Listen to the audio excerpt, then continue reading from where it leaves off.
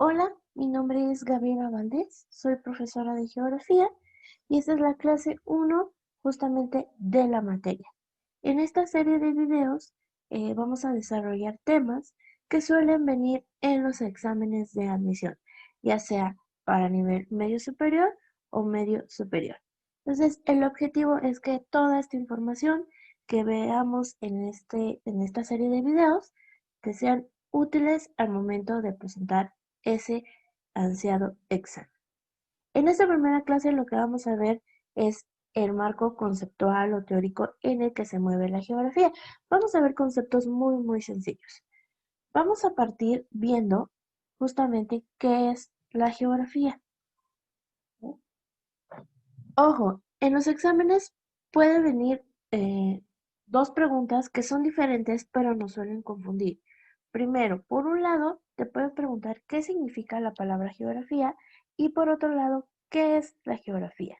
Si te preguntan el significado de geografía, tenemos que ver el origen de la palabra geografía. Geografía viene de dos vocablos griegos. Por lo tanto, esto nos quiere decir que los primeros geógrafos justamente fueron los griegos. Geografía viene del vocablo geo y viene del vocablo grafos. Geo que significa tierra y grafos que significa descripción. Por lo tanto, la palabra geografía significa descripción de la tierra. Ahora, ¿qué es la geografía? Aquí vamos a dar una definición de lo que es geografía más apegado a un término de diccionario, por así decirlo. La geografía es una ciencia. Ojo, la geografía sí es una ciencia.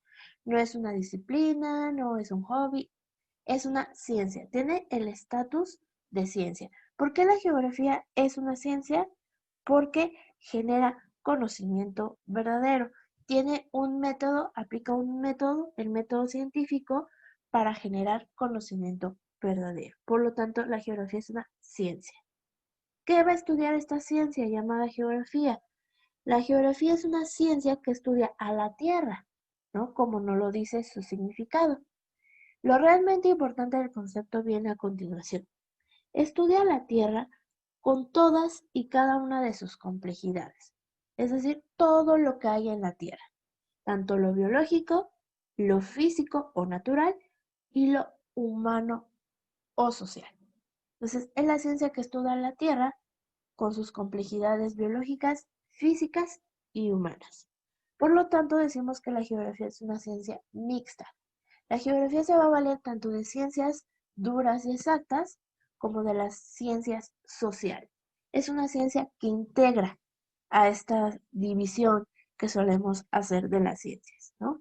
La geografía las une, porque por un lado va a haber temas en los que va a necesitar de la química, de la biología, de la física, de las matemáticas, y por otro lado va a recurrir eh, a ramas de las ciencias sociales como la sociología, la historia, la antropología, la lingüística, etc.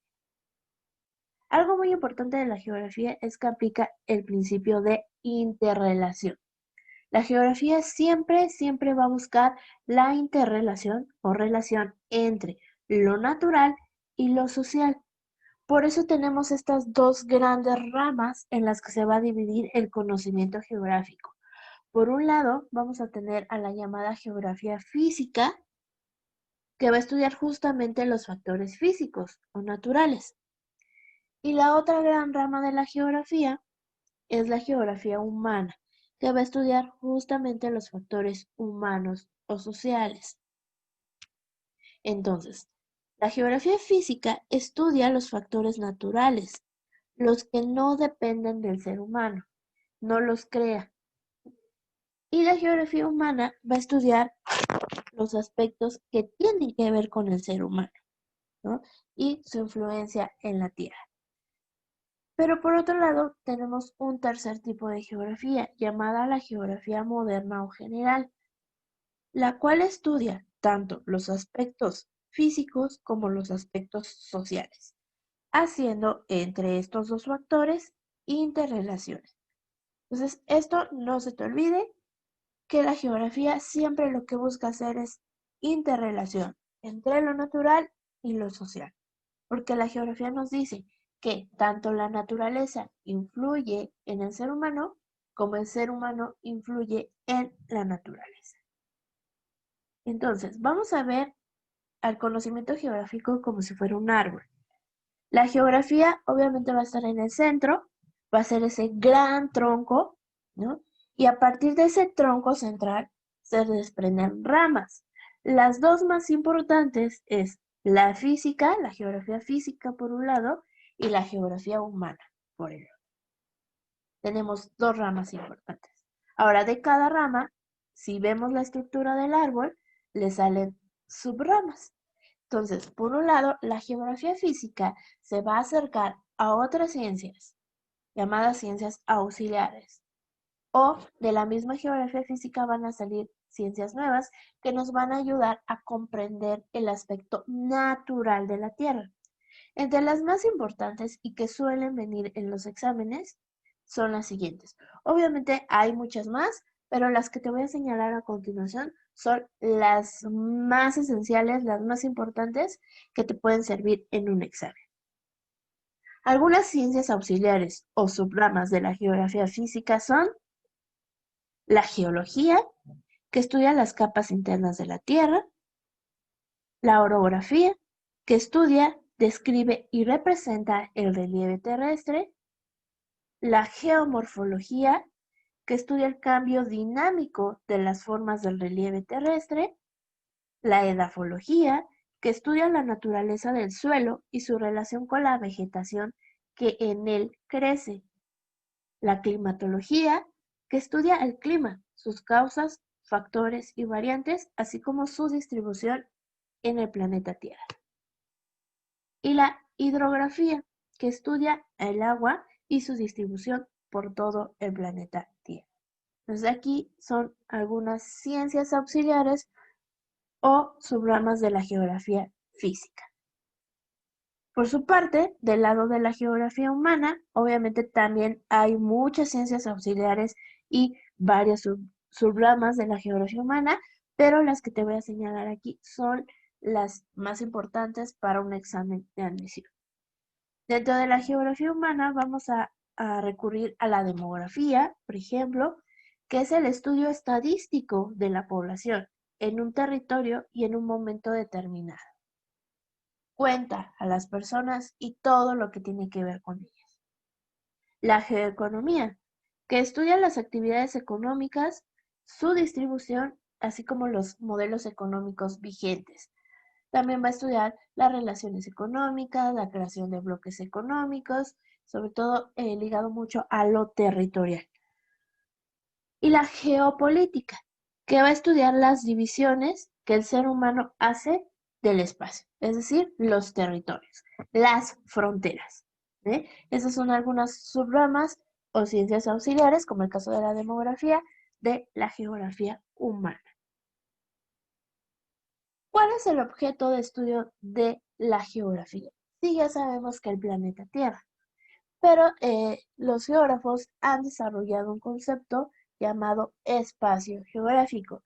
¿Qué es el espacio geográfico? Lo vamos a definir como cualquier parte del planeta Tierra en el que interactúen tres factores: el factor o el componente natural, el componente social y el componente económico. Entonces, un espacio, para ser considerado espacio geográfico, debe de tener algo natural, algo social y por ende algo económico. Si tiene estos tres elementos, estamos hablando de espacio geográfico, porque es justamente en el espacio geográfico donde encontramos esa interrelación entre los componentes. Entonces, espacio geográfico, cualquier parte del planeta Tierra en el que interactúen los componentes naturales, sociales y económicos. ¿Qué son los componentes naturales del espacio geográfico? Son aquellos hechos por la naturaleza y no por el ser humano. Ejemplo, montañas, el agua, árboles, plantas, el sol, el viento, etc. ¿Qué son los componentes sociales? Aquellos que sí son hechos por el ser humano. Por ejemplo, edificios, carreteras, las fronteras de los países, las ciudades, etc.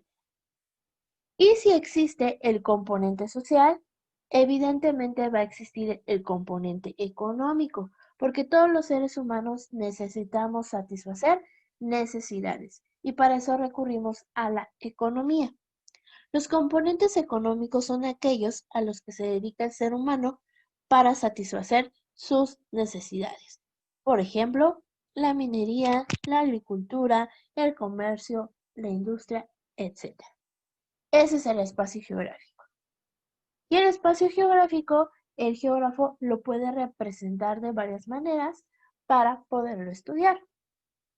Las representaciones del espacio geográfico van desde las más sencillas, que en realidad no se necesita ser geógrafo para hacer esta representación, como es el croquis, hasta las más elaboradas, como ya es una carta, eh, un mapa, ¿no? Hasta las que nos proporciona la tecnología, como imágenes satelitales o la fotografía aérea. Tenemos diferentes formas de representar el espacio geográfico. En esta imagen podemos ver un espacio geográfico y justamente podemos visualizar cómo está conformado por estos tres componentes, ¿no? Va a tener el elemento natural, el elemento social, que en este caso sería el pueblito, y el elemento económico, ¿no? Aquí podemos ver cómo se dedican a la agricultura, acá tenemos una fábrica, lo que nos habla de industria, por ejemplo, ¿no? Todo lo natural y lo social, pues lo hecho por el humano. Este es el espacio geográfico, que es el objeto de estudio del geógrafo. Entonces, quedamos que el espacio geográfico se puede representar de muchas formas.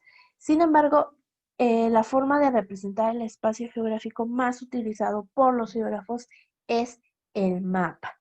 ¿Sí? El mapa es una representación de la Tierra o de alguna parte de ella a escala, en la que pueden representarse diversas temáticas.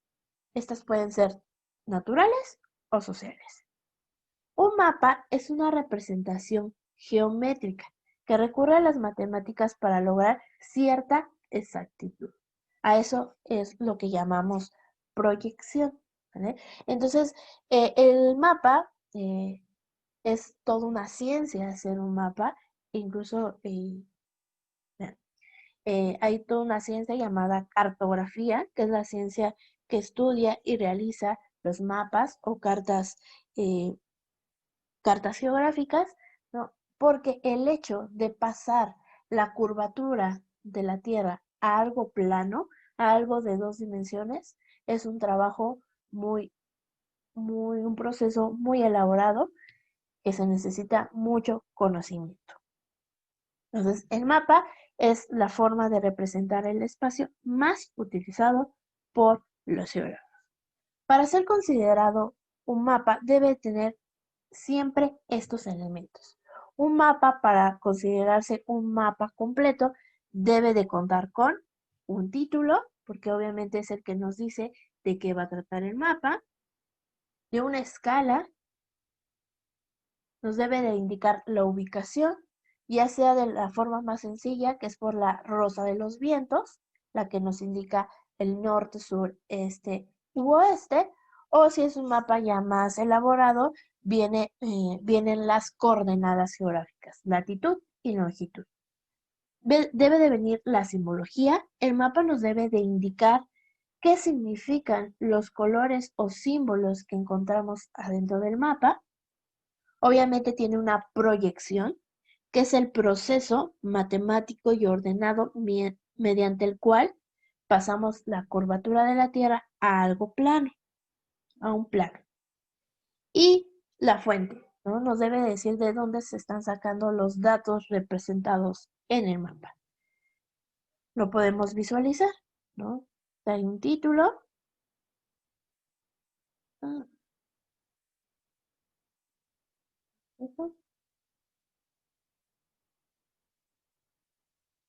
hay un título, viene la leyenda o simbología, que significa, La orientación, en este caso dice que está orientado hacia el norte. Nos viene la escala, que es cuántas veces hicimos más pequeña la realidad. La fuente, de dónde se están sacando los datos. Y la proyección, ¿no? Es el modelo que se utilizó para pasar este pedacito del planeta Tierra a algo de 2 dimensiones.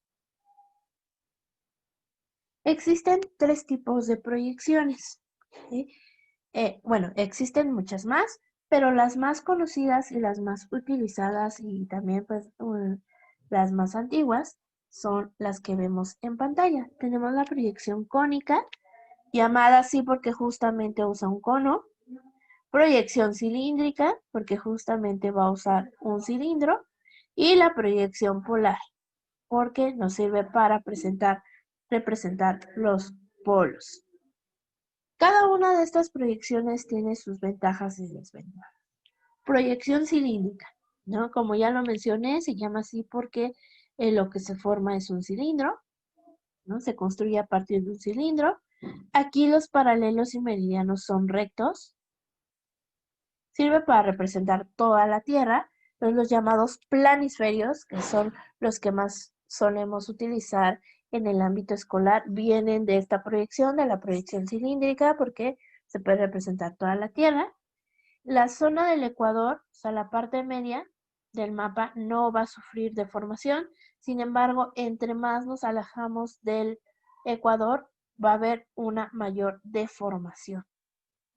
Por eso los planisferios tienen este fallo, ¿no? Entre más al norte estemos, el tamaño va aumentando. No se muestran realmente las dimensiones de los países.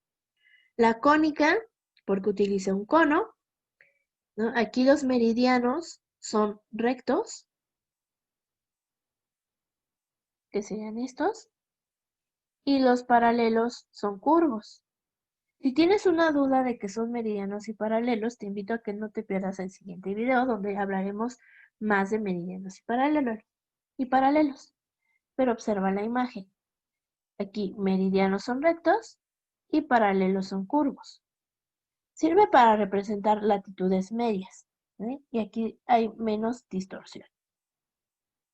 Aquí hay más distorsión y aquí también va a haber distorsión. Y la azimutal o polar, constituida a partir de un plano. Los meridianos son rectos, como podemos observar, y los paralelos forman círculos.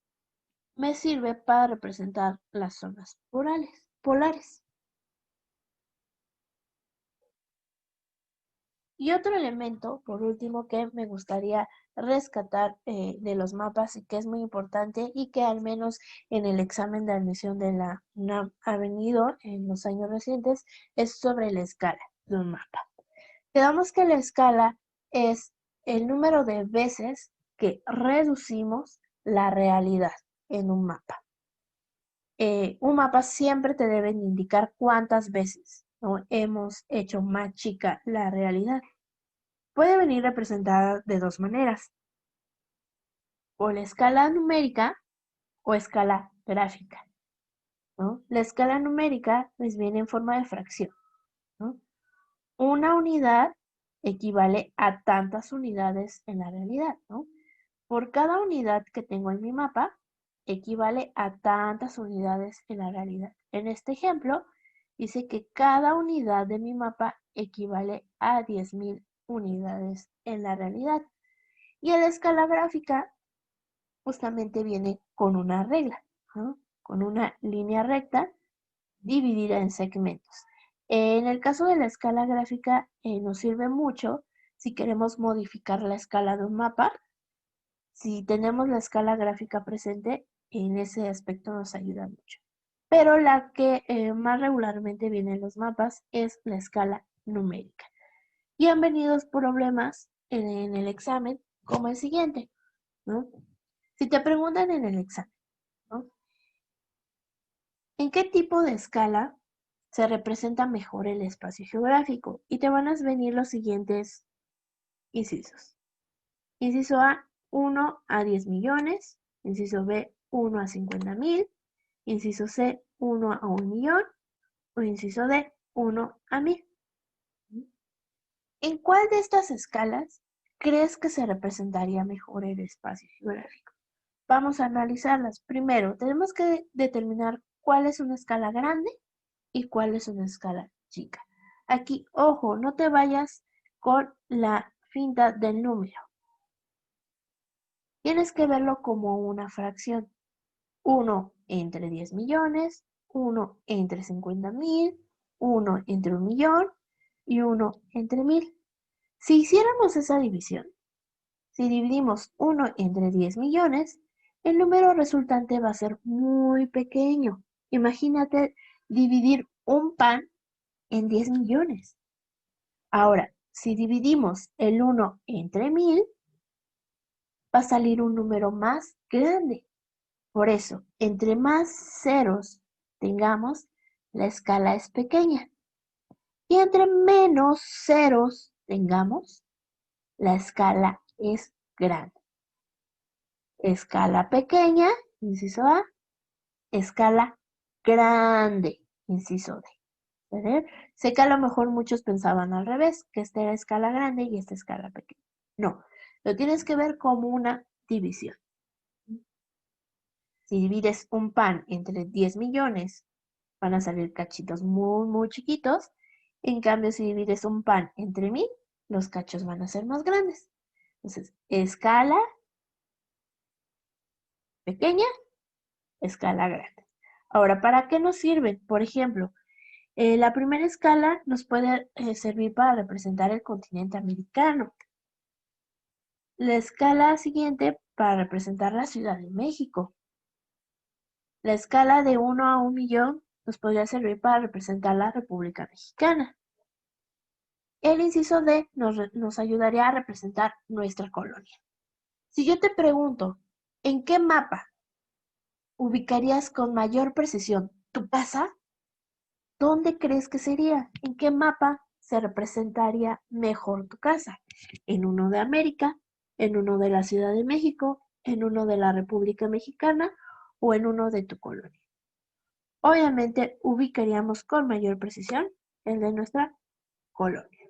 Por eso, la escala grande es la mejor para representar el espacio geográfico. ¿Sí? Hasta aquí le dejamos, ¿no? Espero que sea muy claro el concepto de geografía y algunos elementos que debes de saber sobre la utilización de los mapas, encaminado, toda esta información encaminada a que te ayude a resolver un examen.